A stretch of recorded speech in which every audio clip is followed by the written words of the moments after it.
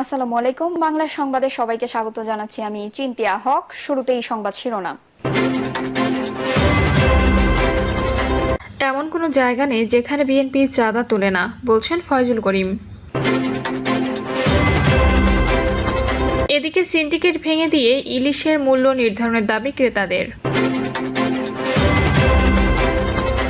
জানাবো একটি দলের কারণে মৌলিক সংস্কার আটকে যাচ্ছে, বলছেন আক্তার। চাঁদাবাজি ও দখলবাজি করলে পুলিশে দেওয়া হবে, বলছেন বিএনপি নেতা আজম খান। এবং সর্বশেষ জানাবো মাস্কের নতুন দলকে হাস্যকর বললেন ট্রাম্প। শুনছিলেন সংবাদ শিরোনাম, এবারে বিস্তারিত। এমন কোনো জায়গা নেই যেখানে বিএনপি চাঁদা তোলে না, বলছেন ফয়জুল করিম। বিএনপি এমন কোনো জায়গা নেই যেখানে চাঁদা তোলে না বলে মন্তব্য করেছেন ইসলামী আন্দোলন বাংলাদেশের সিনিয়র নায়েবে আমির মুফতি সৈয়দ মোহাম্মদ ফয়জুল করিম। বক্তব্যে বিএনপির সমালোচনা করে ফয়জুল করিম বলেন, প্রতিদিন খবরের কাগজে আমরা বিএনপির চাঁদাবাজির খবর দেখছি। এগুলো কেবল বরফের ওপর অংশ, নিচে আরও অনেক কিছু চাপা পড়ে আছে। যতটুকু প্রকাশ পায় তার চেয়ে হাজার গুণ বেশি চাঁদাবাজি করছে তারা। আওয়ামী লীগ প্রসঙ্গে তিনি বলেন, আওয়ামী লীগের সব সম্পদ কে দখল করেছে খোঁজ নিলেও পাওয়া যাবে। বিগত বিএনপি সরকারের সময় নানা ইস্যু উল্লেখ করে ফয়জুল করিম বলেন, 2001 থেকে 2005 পর্যন্ত শুধু খাম্বা কেস, ট্রান্সফার কেস, হাওয়া ভবনের নামই শুনেছি। আর এখন দেখছি 9 মাসে 150 খুন। বিএনপির নেতৃত্ব নিয়ে প্রশ্ন তুলে তিনি বলেন, বিএনপি ভোট চাইছে, কিন্তু তাদের এমন কোনো বক্তব্য নেই যা মানুষকে ভোট দিতে উদ্বুদ্ধ করে। যদি বলেন উন্নয়ন, তাহলে তার চেয়ে অনেক বেশি উন্নয়ন করেছে আওয়ামী লীগ। তবুও মানুষ তাদের প্রত্যাখ্যান করেছে জুলুম, চাঁদাবাজি আর মাস্তানির জন্য।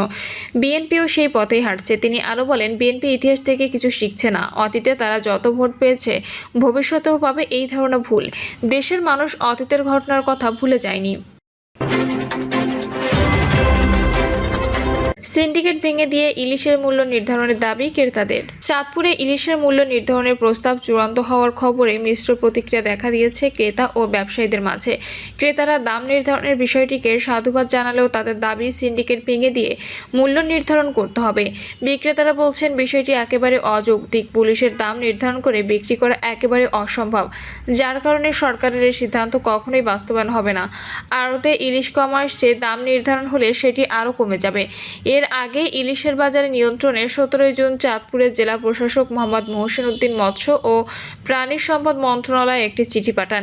সেই চিঠির আলোকে 26 জুন মন্ত্রিপরিষদ বিভাগ বিষয়টি প্রধান উপদেষ্টার নিকট উপস্থাপন করে এবং মূল্য নির্ধারণের প্রস্তাবে সম্মতি দেন প্রধান উপদেষ্টা।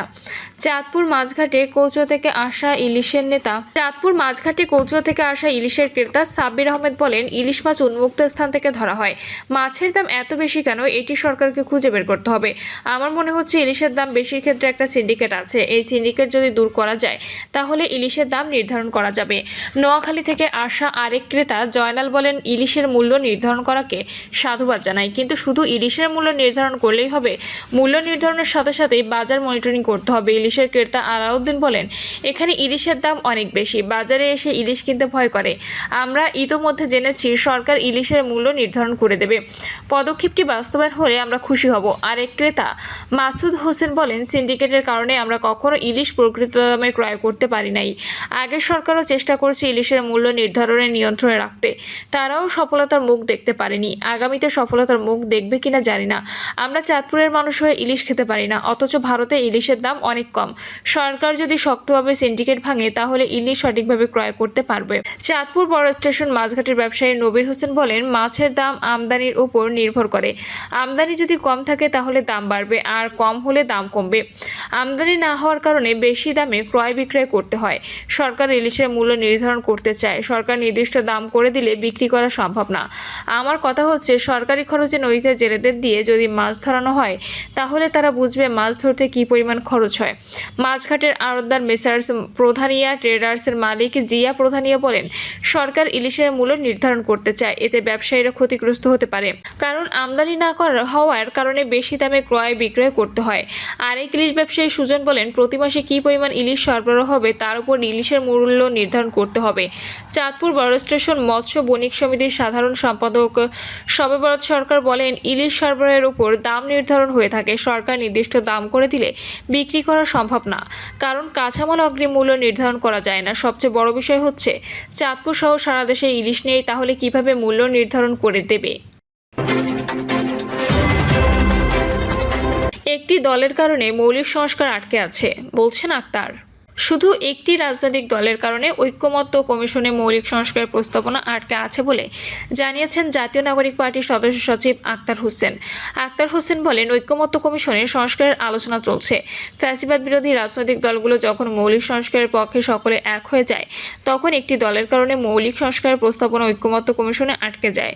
দলটিকে উদ্দেশ্য করে তিনি বলেন, ঐক্যমত্য কমিশনে মৌলিক সংস্কারকে আটকে দিতে পারবে, জুলাই সনদকে আটকে দিতে পারবেন, কিন্তু জনগণের কাছে সংস্কারের কথা আসলে জনগণ অবশ্যই সেই সংস্কার বাস্তবায়ন করে ছাড়বে ইনশাল্লাহ। এদেশের সংস্কার হবেই। আক্তার বলেন, আমরা যখন সংস্কারের কথা বলছি ঠিক ওই সময় ওরা বলেন রাজনীতিতে নাকি আবেগের জায়গা নেই। আমরা বলি জনগণের ন্যায়সঙ্গত আবেগকে বাস্তবে রূপ দেওয়া আমাদের রাজনীতি। জনগণের মধ্যে আবেগ এসেছিল বিধায় স্বৈরাচার হাসিনা সরকারের পতন হয়েছিল। জনগণের শক্তিকে ভুলে যাবেন না, জনগণের চাওয়াকে ছোট করে দেখবেন না। এনসিপি নেতা বলেন, জনগণের মধ্যে আবেগ এসেছিল বলেই কোনো অস্ত্র ছাড়াই খালি হাতে ওই আওয়ামী সন্ত্রাসীকে তারা মোকাবিলা করেছিল। জনগণের চাওয়াকে বাস্তবায়নের রাজনীতি বাংলাদেশে করতে হবে, এটাই জুলাই অভ্যুত্থানের আকাঙ্ক্ষা।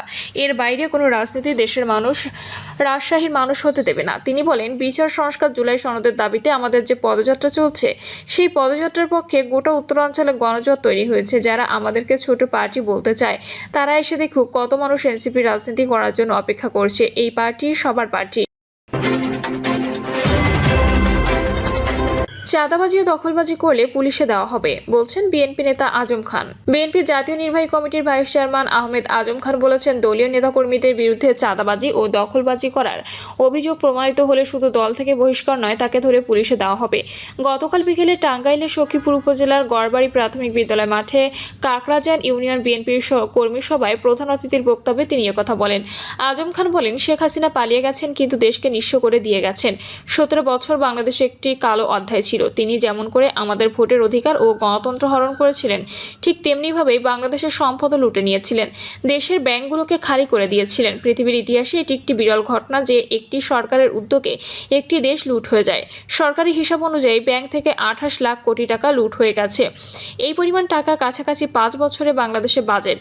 অন্যদিকে বেসরকারি হিসেবে প্রায় 40 লাখ কোটি টাকা পাচার হয়েছে। অর্থাৎ দেশটাকে একেবারে দেউলিয়া করে জনগণের আন্দোলনের মুখে শেখ হাসিনা পালিয়ে গেছেন। স্থানীয় বাসিন্দাদের সঙ্গে বন বিভাগের দীর্ঘদিনের দ্বন্দ্ব প্রসঙ্গে বিএনপির এই নেতা বলেন, বন বিভাগের কর্মকর্তাদের স্পষ্ট করে বলে দিতে চাই, যে জায়গায় বন করতে চান তা আপনাদের নয়, ওই জমিগুলো সখীপুরের মানুষের, যারা ওই জমিতে শত শত বছর ধরে বসবাস করছেন। আপনারা বনের জায়গায় বনায়ন করেন, আমরা এতে সহযোগিতা করব, কিন্তু সখীপুরের মানুষের বসবাসের জমি ও চাষের জমিতে বনায়ন করতে দেওয়া হবে না। বিএনপি ক্ষমতায় গেলে এই এলাকায় মানুষের মরণফাঁদ আটিয়া বন অধ্যাদেশ 82 নামের কালো অধ্যাদেশটি বাতিলের জন্য উদ্যোগ নেওয়া হবে। মাস্কের নতুন দলকে হাস্যকর বললেন ট্রাম্প। নতুন রাজনৈতিক দল গঠনের ঘোষণা দিয়েছেন বর্তমান বিশ্বের অন্যতম শীর্ষ ধনকুবের ইলন মাস্ক। তার এই দলের নাম আমেরিকা পার্টি। মাস্কের নতুন এই দল গঠনের পদক্ষেপকে হাস্যকর বলে আখ্যায়িত করেছেন মার্কিন প্রেসিডেন্ট ডোনাল্ড ট্রাম্প। প্রতিবেদনে বলা হয়েছে, যুক্তরাষ্ট্রের প্রেসিডেন্ট ডোনাল্ড ট্রাম্প তার সাবেক ঘনিষ্ঠ মিত্র ইলন মাস্কের নতুন রাজনৈতিক দল গঠনের উদ্যোগকে উদ্যত এবং বোকামি বলে মন্তব্য করেছেন। এয়ার ফোর্স ওয়ানে ওঠার আগে সাংবাদিকদের প্রশ্নের জবাবে ট্রাম্প বলেন, তৃতীয় কোনো রাজনৈতিক দল গঠন করাটা একেবারে হাস্যকর। আমেরিকার দুই দলের যে রাজনৈতিক কাঠামো তা বহু বছর ধরেই আছে। তৃতীয় দল আনার চেষ্টা শুধু বিভ্রান্তি তৈরি করবে। সম্প্রতি মাস্ক ঘোষণা দেন তিনি আমেরিকা পার্টি নামে একটি নতুন রাজনৈতিক দল গঠন করেছেন, যার লক্ষ্য হবে রিপাবলিকান ও ডেমোক্র্যাট এই দুই প্রথাগত দলের বাইরে বিকল্প রাজনীতি গড়ে তোলা। একসময় ট্রাম্প ও মাস্ক ছিলেন রাজনৈতিক ও প্রশাসনিক মিত্র। ট্রাম্প প্রশাসনের মাস্ককে ডিপার্টমেন্ট অব গভর্নমেন্ট এফিসিয়েন্সি এর প্রধান করা হয়েছিল, যার কাজ ছিল সরকারি ব্যয় কমানো। প্রিয় দর্শক, এই ছিল এখনকার সর্বশেষ সংবাদ আপডেট। সব সংবাদ পেতে চ্যানেলটি সাবস্ক্রাইব করে বেল আইকনটি ক্লিক করে রাখুন।